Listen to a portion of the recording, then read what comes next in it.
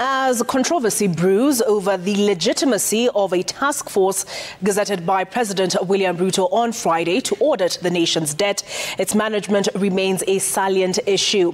The Mo Ibrahim Foundation, in a report published last month, describing debt and climate change as major impediments to Africa's development.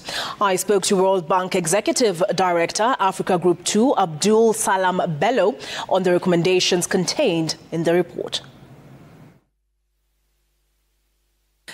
The chickens have come home to roost has been parroted by the Kenya Kwanza administration by way of explanation for the prohibitive taxes it has imposed and sought to impose in the last 2 financial years of its existence.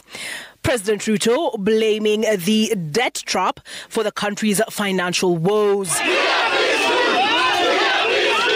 And following the resounding rejection of the 2024 finance bill, the government planned to borrow 597 billion shillings in the 2024-25 financial budget and to raise 346 billion shillings through the rejected finance bill by way of additional taxes.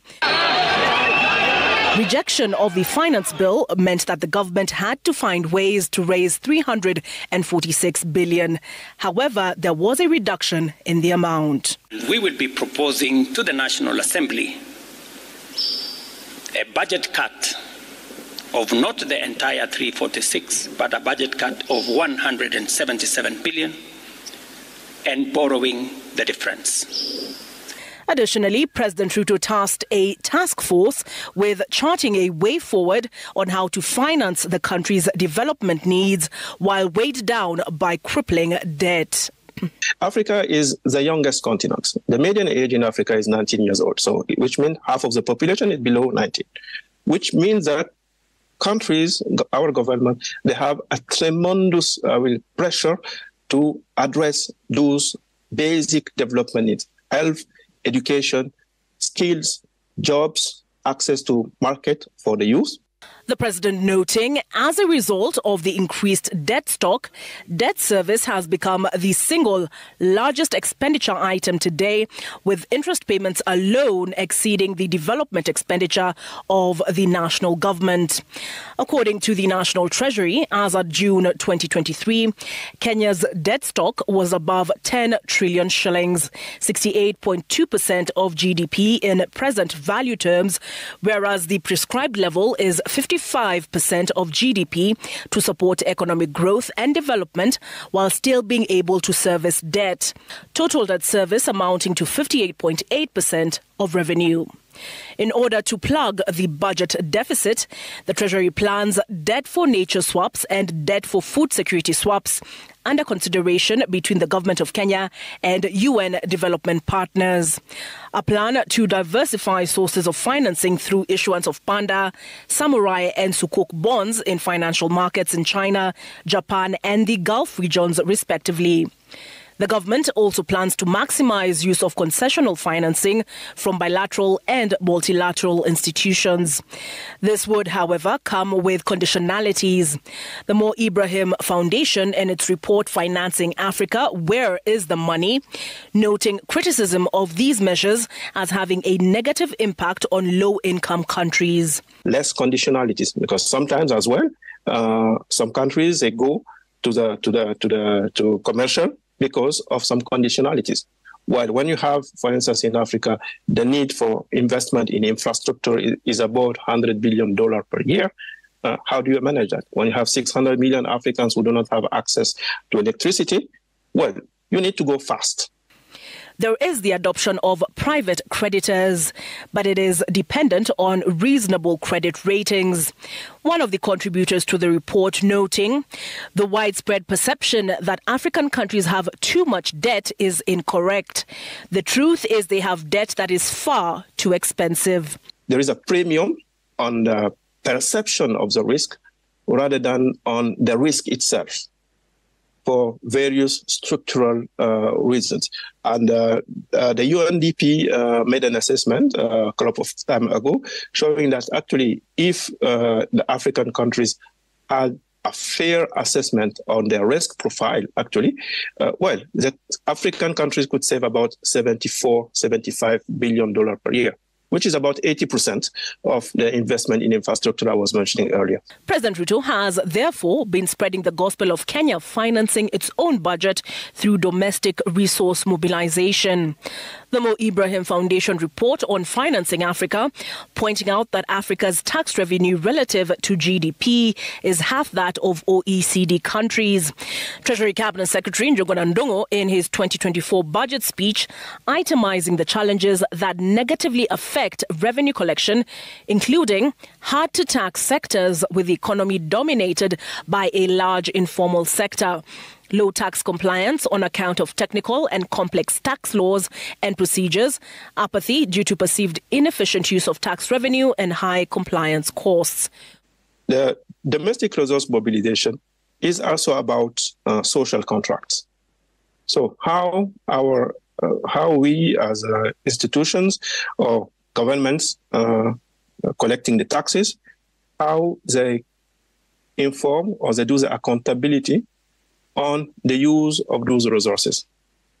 So we need also, in addition to the upstream collection, downstream in terms of spending, to have also a clear understanding on how those resources are used. So it speaks also to accountability, transparency for all of the institutions, etc., going forward. Because if any citizen has to give money, she would like to know what is made out of these resources that are collected from him or for her. Where then does that leave us? It's not necessarily about the money. The money is there. So the point is how to make the best use of that money. And on that note, we get into unpacking Kenya's debt and also taking a broader look at foreign debt and its impact on the continent. As I've mentioned repeatedly in this news hour, we're joined by Kwame Owino in studio, who is the CEO, the Institute for Economic Affairs. We're joined virtually from Luanda, Angola, by Professor Atia Waris, who is the UN independent expert on foreign debt and human rights. And we're also joined by Jason Braganza, who is the Executive Director of the Africa Forum and Network on Debt and Development. Happy to have all three of you here. I will start with you, Kwame. What did you make of the announcement made yesterday by President William Ruto on how they intend to tackle the budget deficit, increased budget deficit from 597 billion,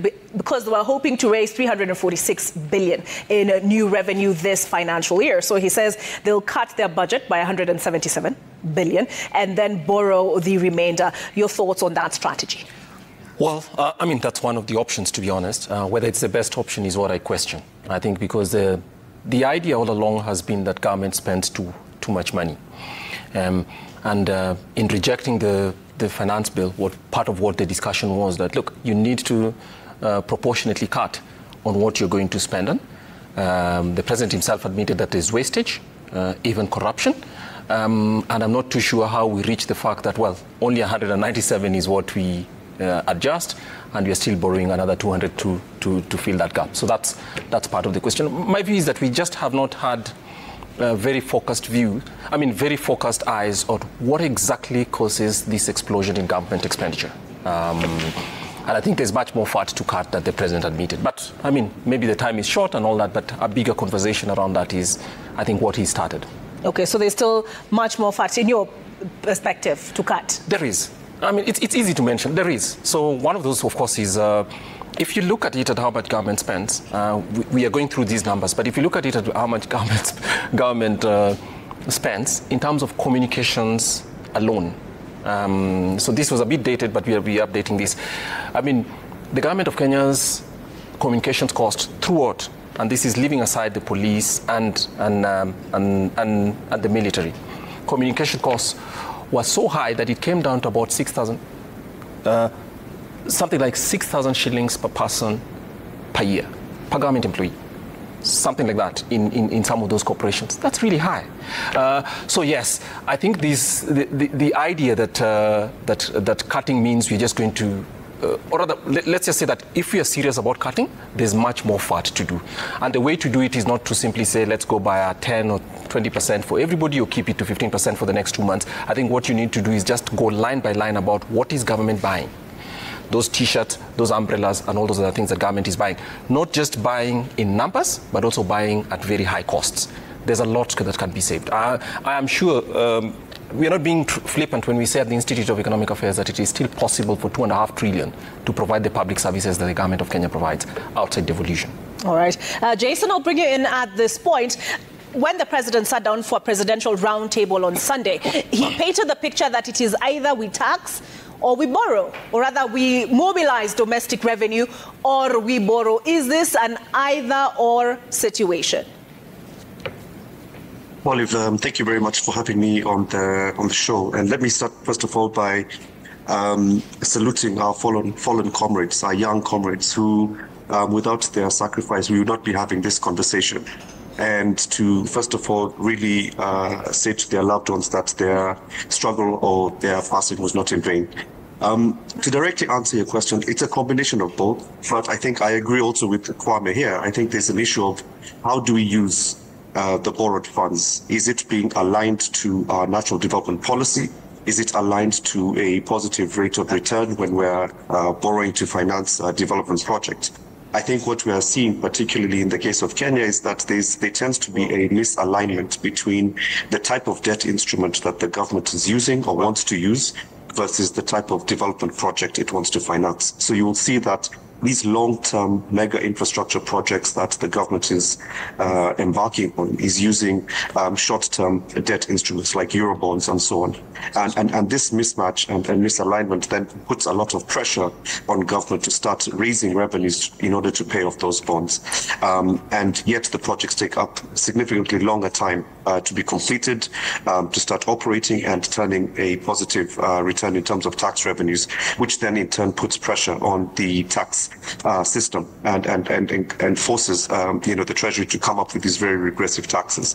But let me also say that we are also in a very important moment that we're actually talking about public debt in a very open way, in a very constructive way. And I think some of the issues that are being raised both by Kwame in terms of how we can deal with cutting the fat, but also how we can address some of the debt challenges that we're having in the country. We are in a very pivotal moment, and we should take full advantage of it right now.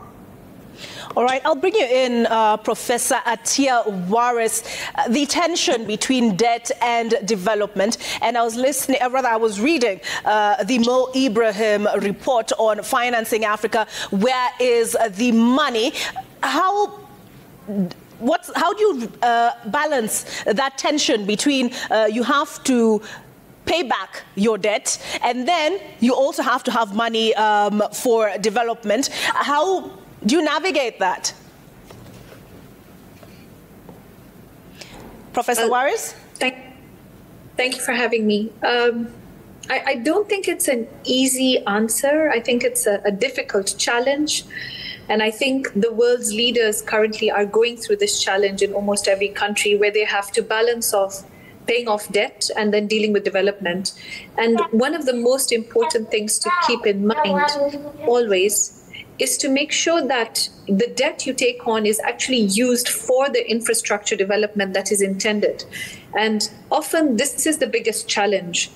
When you have debt being taken on and it is not used for what it's supposed to be used, the effect on the economy is that that infrastructure is not built, or the new services that were supposed to be provided were not provided.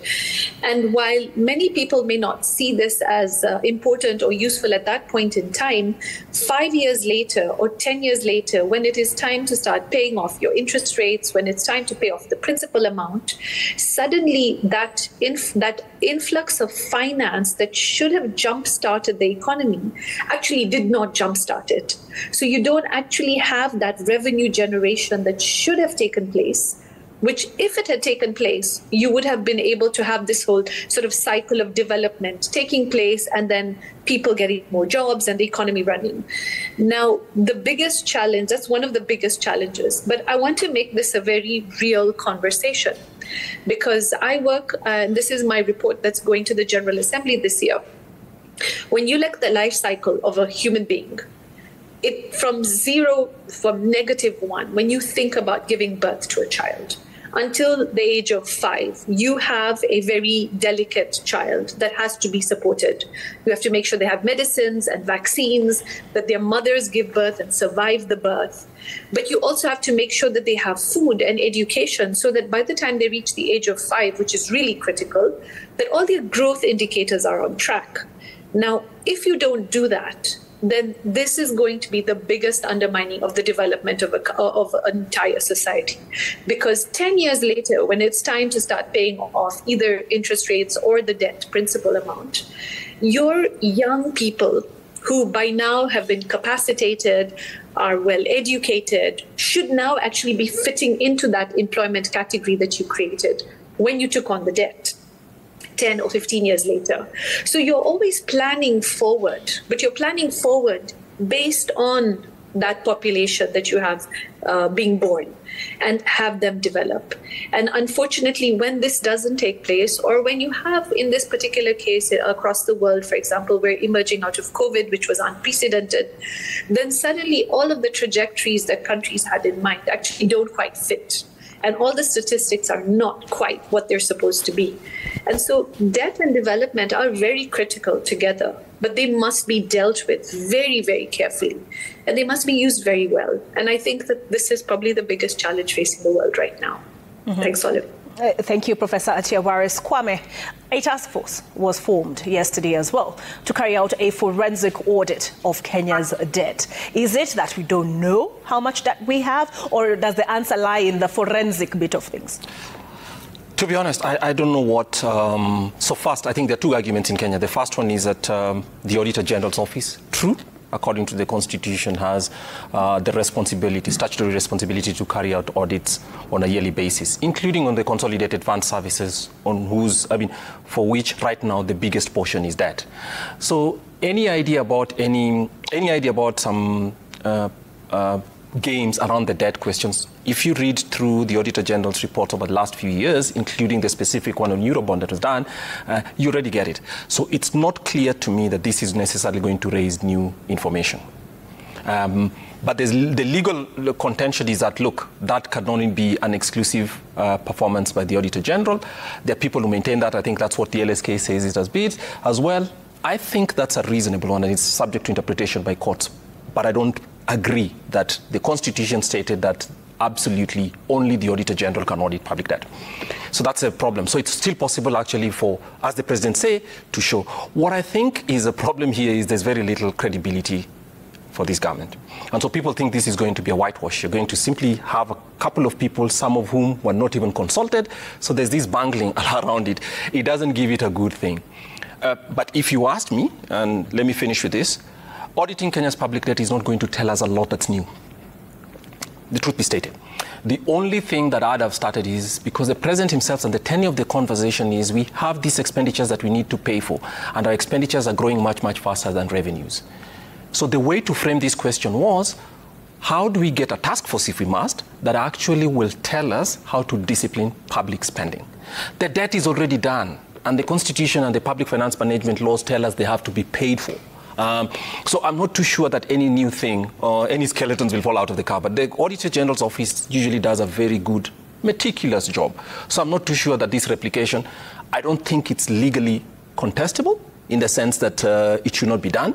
But I don't think it's going to tell us anything new except to repeat things that if you read the Auditor General's reports, and some of these have been made, most of it has been made available to Parliament, why Parliament hasn't acted on them is, to be honest, not even the President's fault. But all this. So in my view, we are replicating a process that's going to give us data that we already have. I mean, because resources are scarce, maybe this should have been dedicated to actually putting forward.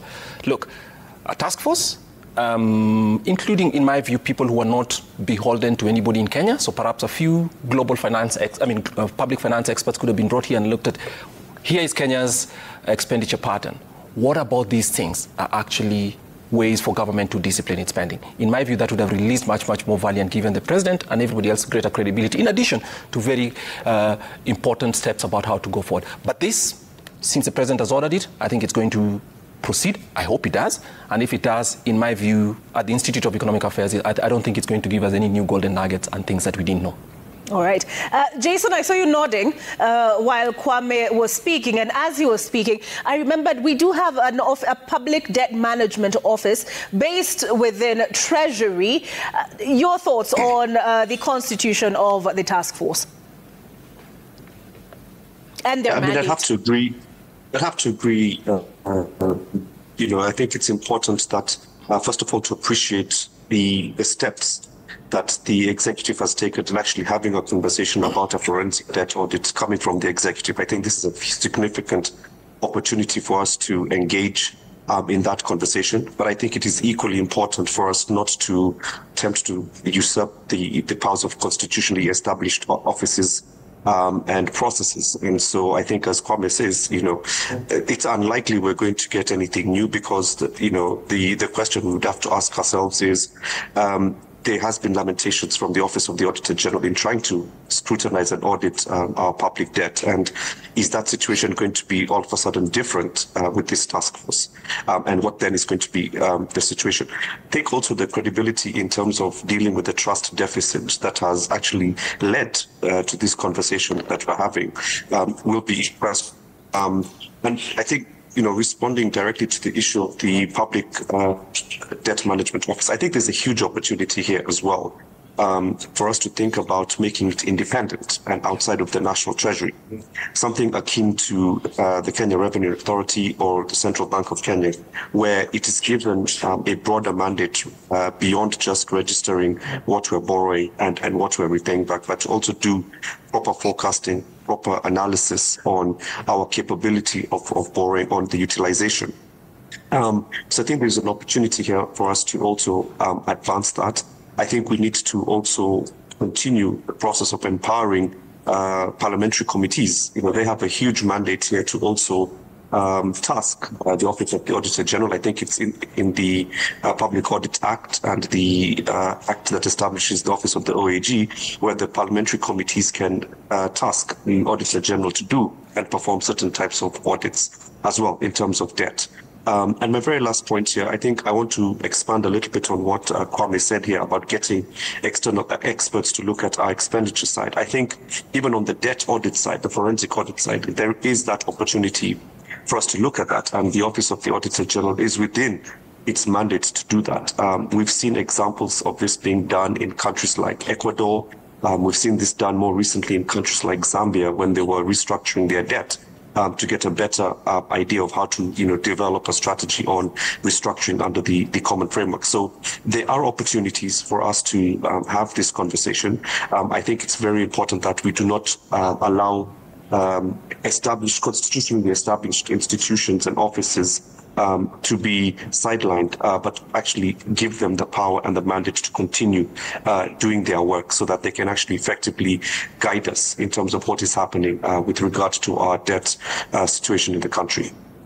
All right, Professor Atia Waris, I want you to speak more broadly to what I'm about to ask you, but in Kenya's case, President William Ruto in the Gazette notice noted that as a result of increased debt stock, debt service has become the single largest expenditure item today, with interest payments alone exceeding the development expenditure of the national government. So for any country, concessional financing for development would be the way they want to go. But when you have the multilateral lenders imposing conditionalities that human rights organizations have described as punishing, surcharges, for instance, where the IMF is concerned, how do they navigate that? Thanks, Olive. So globally, we have a serious problem. There is no global debt infrastructure. If you have a disagreement, for example, with the IMF currently, you actually go to the IMF to resolve the matter. And even if there is justice in that process, there's clearly a lack of a perception of justice in that process. So we need a global framework. there isn't one, not only for debt, but for taxation, for example. And so a lot of the challenges facing many countries across the world, and even middle-income countries, are now starting to move towards becoming low-income status countries. What we're starting to see is a serious problem because of the fact that debt agreements continue to be private agreements. And this is a global issue. And so it's very important to move debt agreements into public spaces so that there is an analysis of it. And while I appreciate the conversation being had about the Kenyan system, it isn't always so forthright or clear across the world. So to get these agreements into the public space, then to get public to actually participate in the process, to look at it, to understand it, is another challenge. But then to get them to hold their governments accountable for it. And very often you do have a scenario of many countries that have inherited debt. So the government of the day in a particular country may not actually be the country, the government that committed to the debt. But if you want to keep your credit rating solid, you have to accept the debt that your predecessors took on. Now, these are four organizations, companies, they're private, they're all registered in one country in the world, in the United States. And so it's basically private companies in one country that get to tell us whether or not we are responsible and whether we're able to pay off our debts or not. And so these are the sort of things that need to move into a global space. And it is a consistent argument that I've been making for the past 2 or 3 years, and actually longer than that there needs to be a global fiscal body. But currently at the United Nations, there is a debate at the General Assembly on the creation of a global tax body, on a convention that would talk about sharing of resources. And so while I appreciate the conversations around debt and development and the interest rate balances, which is a problem across the world, I think the one space that continues to be untapped as far as taxes are concerned is in the fair share of taxes by multinational corporations. Currently, they are not being collected in many developing countries, and focus needs to be really put on that. So that is a process ongoing at the General Assembly. In addition to that, 2 years ago, the Egyptians during COP, the Conference of Parties for the Environment, they actually suggested a debtors club. And Jason just mentioned Zambia. Well, there needs to be a debtors club. How do you know what clauses are in your agreement and whether they're the same as clauses in another country's agreements that has the same type of economy as yours? Countries are completely unaware of this. And in addition to that, we're now moving into the era where if you're not able to pay off your, say, 1% interest rate, which is the example you just mentioned, Olive, you're going to end up paying a surcharge of almost 2-3% additional interest rate if you're not able to pay the 1%. I wrote to the IMF about this. I asked them to clarify. The correspondence is on the United Nations website. I'd like to encourage people to go and read it. But basically, my conclusion was that it was there to prevent default. Well, we're in the world where countries are defaulting. So again, clauses that don't really make sense logically. Thanks, Olive. All right. Kwame, is the system just rigged and we just happen to be victims of it? And I ask that because we are in a catch-22 situation, or you will tell me if it is indeed a catch-22 situation, where we have over 10 trillion of debt stock, which is 68 in, I was researching the difference between nominal and real, which is 68.2% of our GDP in real terms, and then 58.8% as of June 2023, the medium-term debt strategy, the paper that was published by Treasury, talked about 58.8% of our revenue going towards debt. Yep. So how do we manage that? How do we get out of that? Let me say this. I think Kenya is a republic governed by a constitution. In that constitution, nowhere does the World Bank or IMF appear. But the Treasury, Treasury, Parliament, the executive, all those things appear. This is our mess, guys. Let's fix it. 10 years ago, while the standard gauge railway and all that was being built, it was already predictable that we would come to a day like this. Now, I'm not saying that it was predictable that the Gen Z would show us what, but it was already predictable that we had packed in big debts that over time, when they came to be paid, government would be unable to meet the expectations that Kenya's public requires in terms of that. So that's first. Let's also remember that actually the conditions that got people to the debt problem or the debt distress situation that Kenya has today are completely different in many countries. So in Kenya's case, I think there was a convergence on certain things. One of them was that we had an election in 2014 which was very hard fought. At the same time, we had the bad problem with the fact that some of our leaders had been indicted at ICC. That election was won on the idea that we were looking east because it looks like there was a conspiracy against certain leaders. For that reason, while concessional debt was available, Kenya opted not to go for easy debt or debt without the conditionalities that you mentioned, which was all that. That debt is not necessarily cheap.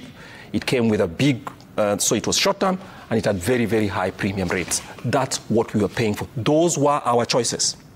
So that's first. Secondly, the IMF came into Kenya in 2021. By that time, the problem that we're speaking about today was already baked. So we needed to pay for it.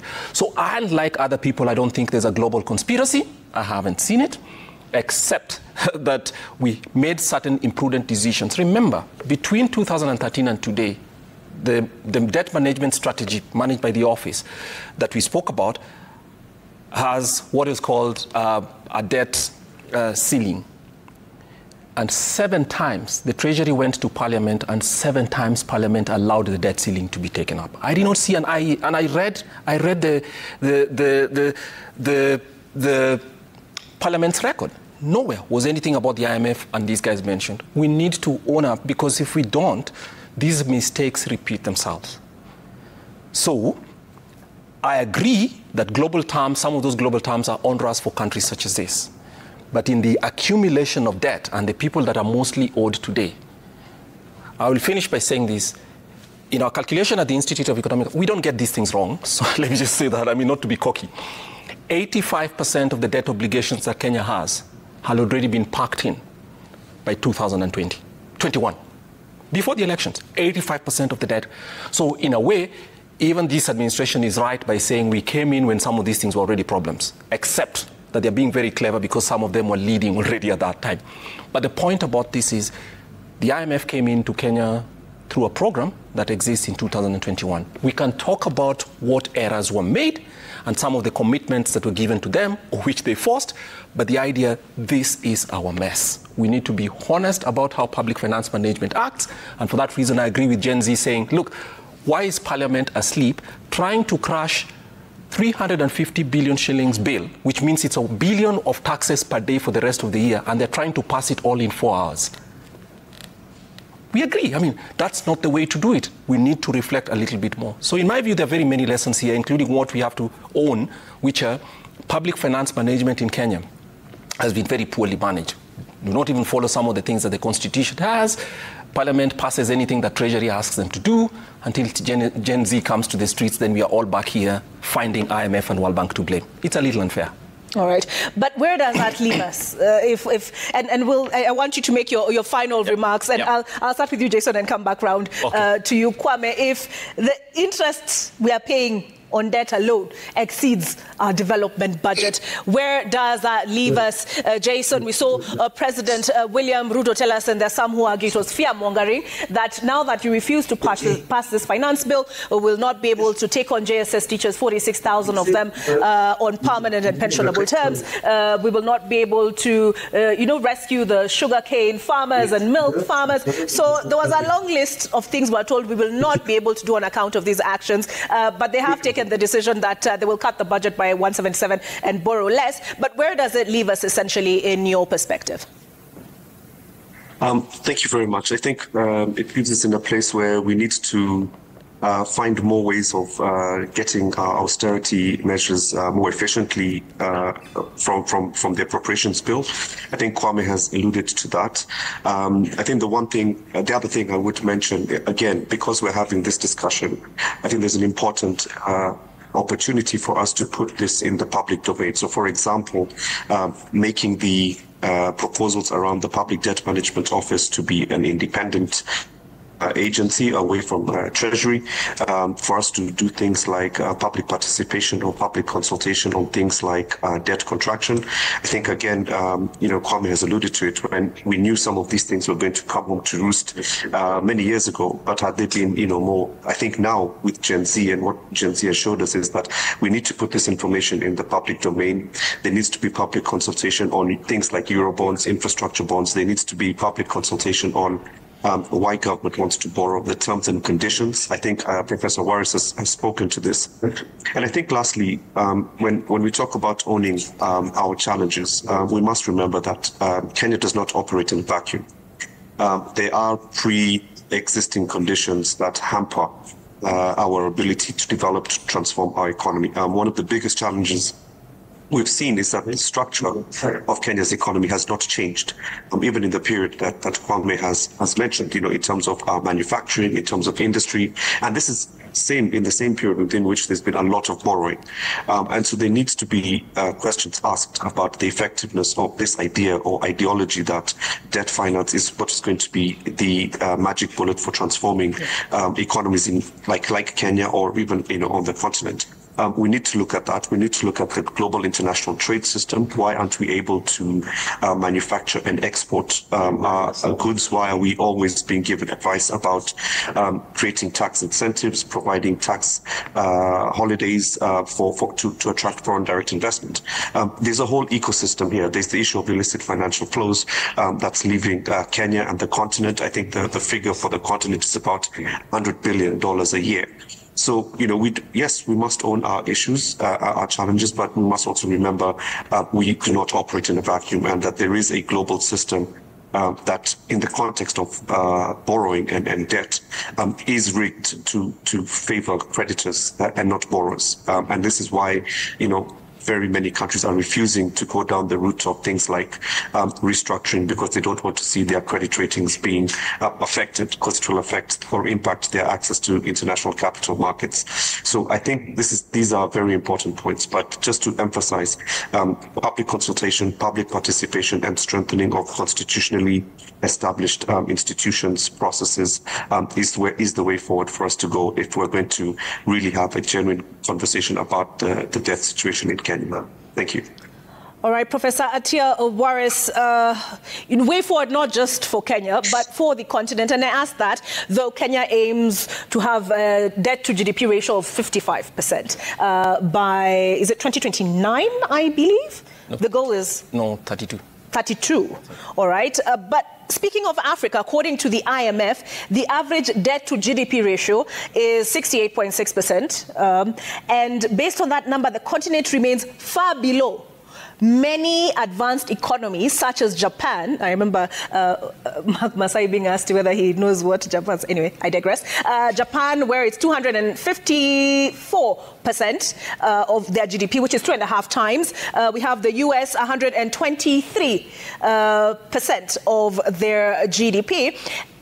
But it is, we have how many? As of 2022, only 9 of 54 African countries were in no risk of debt crisis. Yet, their debt to GDP ratio is on average 68.6%. Where is the disconnect? That is the big question. The disconnect actually comes from the fact that the international system does not respond to the size of developing country economies in the same way as it does to developed country economies.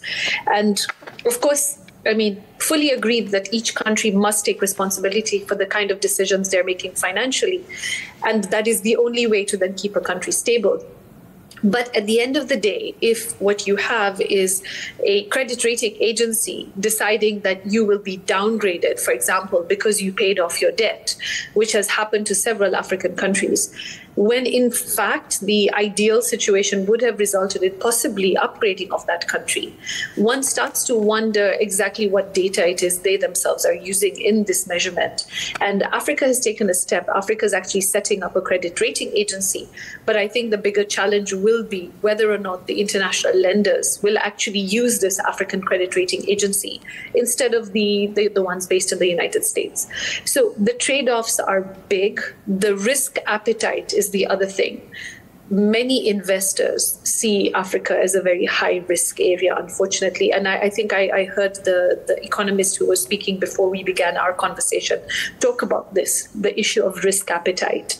And so the perception of instability, for example, or violence in a country, conflicts and wars, are one of the things that is really undermining a lot of the abilities of countries around the continent to invest. And this is something I talk about in my book, Financing Africa. Incidentally, the Mo Ibrahim report has the same title of my book as my book that came out a few years ago.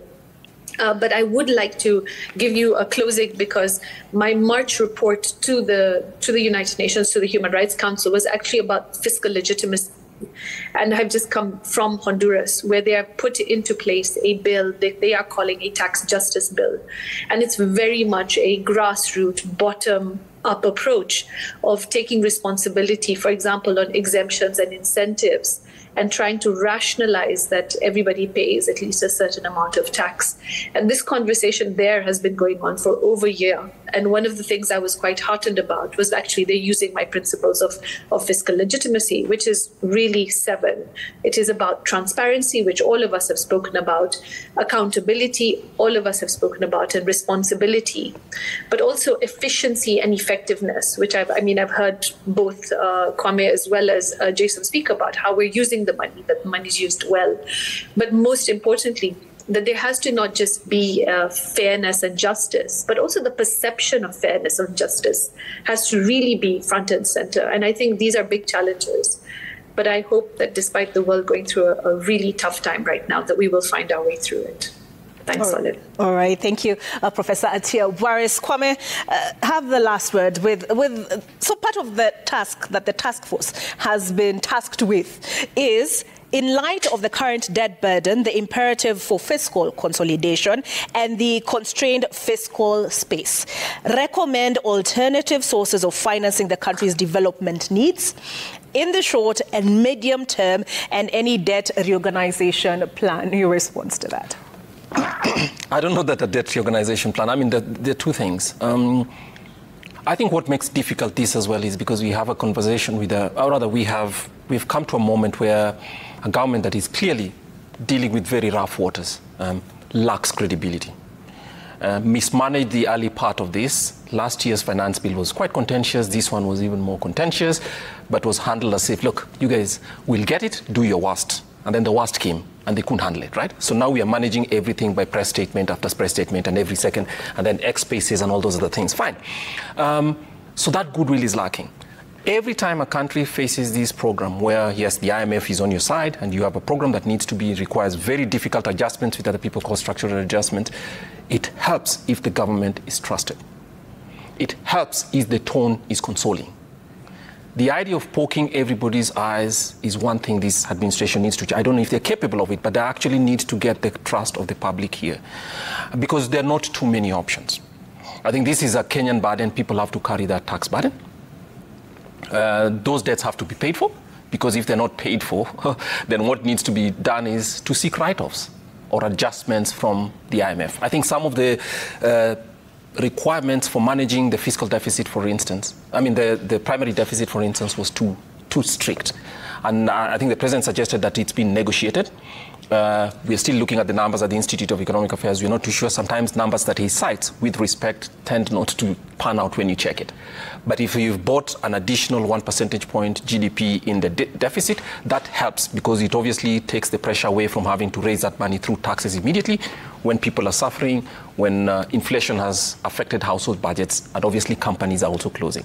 So there's no silver bullet, and I think the administration is aware of it, and they've done that. So a conversation, Parliament taking its role on one side, government, the executive as well, and trying to persuade Kenyans that we are making progress over time will be essential. And if that doesn't happen, then we don't have to be politically correct. Restructure the debt. Because look at it this year, 1.8 trillion shillings is being paid in debt, of which 1 trillion shillings is interest. Remember, most of that interest is actually domestic. banks and Kenyans. So, we sometimes speak about this as if we're paying foreigners. It's actually even domestic institutions or banks are buying treasury bills at 18% and making a lot of money. The problem with that is they're not lending to businesses, which would get the government going forward. So this requires some time to, and what this administration needs to seek for is patience. That patience is not going to be built if every PR statement contains errors and lies. And I think that's one thing that we have to. But the point is this, if it gets too bad, because there are things we can't control, if there's another global shock, then a restructuring would be harmful to our pride, but it's necessary for keeping the nation together. When you say restructuring, yes, what do you mean? I mean, just bring your debtors and tell them, look, we are spending 600 billion shillings to educate 15 million children in primary school and secondary schools.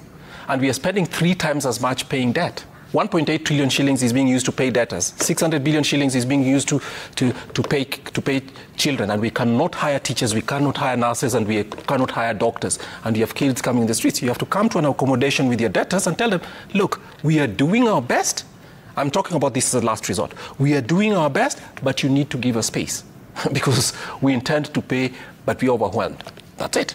Zambia did that. The world did not end. Sri Lanka did that in the worst circumstances. The world did not end. Ethiopia has done that as well. World did not end. It's a bad place to be in, but that might be the result of some of the fun we had in the early years when we were taking very expensive loans and praising the standard gauge railway. One last thing, Kwame, before I let you go. President William Ruto on Sunday was adamant that this finance bill would have been the best thing to ever happen to us, that in 2 years we would have gotten rid of the budget deficit. Did we make a mistake? No. I think what has happened is, and of course perhaps that, I think regardless of the cynicism out there, I think the president, by taking a big decision and talking to Parliament, has actually succeeded in taking this bill out. The rejection, I think, will happen. Buys everybody a breather, but it also allows us an opportunity to reset and to consider a second option about how to hide. But the bill itself had 66 clauses. Some were good, in our view, about 12 of them, because there were cleanups about certain things, such as providing relief to people who pay for pensions, to allow you to offset against tax a bigger part of your pension that has been done, because this has not been adjusted for almost 15 years or so. So that was definitely a good thing. But the point was the intransigence and this talking down at the people and pointing people in the face and telling them, do your worst, gets us to the point where Kenyans then decided we are rejecting the entire bill. The good, the bad, and the ugly of it. And that's the unfortunate thing that was lost. So an opportunity was lost, and if we learn anything from it, it's that a conversation about difficult times such as this, the president likes the word conversation, but I don't know whether he leads conversations because he talks as if he's lecturing people. So his advisors and everybody else needs to understand that we need to open this. Parliament needs to step up. Very weak leadership, given the fact that the president has to fix them. Actually, this was the president fixing their problem for them and giving them homework to make the country stay together after... unfortunately, the parliamentary building almost got burned down. So that's it. So basically, the tone of the management of this actually has to change. And persuasion helps when the tone is not interrogatory, and more importantly, it's not about looking at people as if you have contempt for them. All right. Thank you very much. I've had in studio unpacking the debt conversation, Kwame Owino, who is CEO, Institute of Economic Affairs. You are very sure about the figures you released. Oh, thank you. So I'd like to thank Jason Braganza, who is on his way out of the country. Jason, go bring good things. And he is the Executive Director, AfroDat, that is the Africa Forum and Network for Debt and Development. And we've also been joined by Professor Atia Wari. She really could not get too much into the Kenya murky waters on account of her position. Understandably, she is the UN independent expert on foreign debt and human rights. Joining us from Luanda, Angola. We take a break, but plenty more coming up on Citizen Weekend.